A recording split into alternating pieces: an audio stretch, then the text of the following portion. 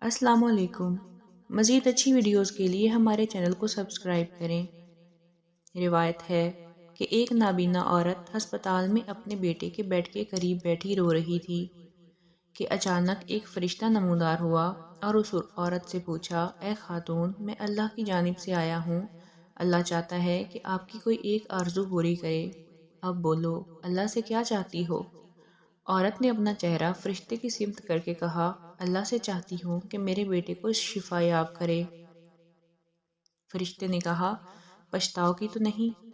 ہرگز نہیں۔ عورت نے فوراً جواب دیا، لو، اللہ نے تمہارے بیٹے کو شفا بخش دی ہے، مگر تم اپنی آنکھوں کی بینائی واپس لانے کی بھی تو آرزو کر سکتی تھی۔ وہ عورت مسکرا کر بولی، تم نہیں سمجھو گے۔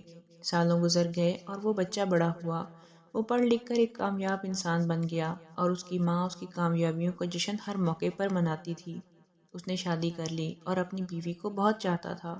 ایک دن وہ اپنی ماں سے کہنے لگا، ماں، مجھے نہیں پتا کہ یہ بات میں آپ کو کیسے بتاؤں، مگر مسئلہ یہ ہے کہ میری بیوی آپ کے ساتھ ایک گھر میں نہیں رہ سکتی۔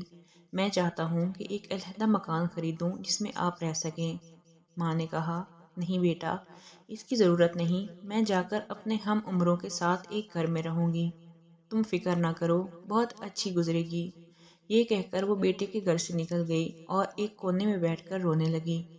وہی فرشتہ پھر نازل ہوا اور کہنے لگا، اے ماں، دیکھ لیا آپ کے بیٹے نے آپ کے ساتھ کیا سلوک کیا، اب پچھتا رہی ہو، چاہتی ہو کہ اسے بد دعا دوں۔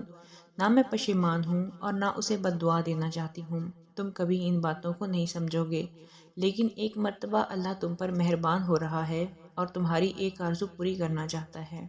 میں جانتا ہوں کہ تم اپنی آنکھوں کی بینائی واپس حاصل کرنا چاہتی ہو۔ کہو کیا میرا اندازہ درست ہے؟ ماں نے پھر پورے اطمینان سے کہا، نہیں۔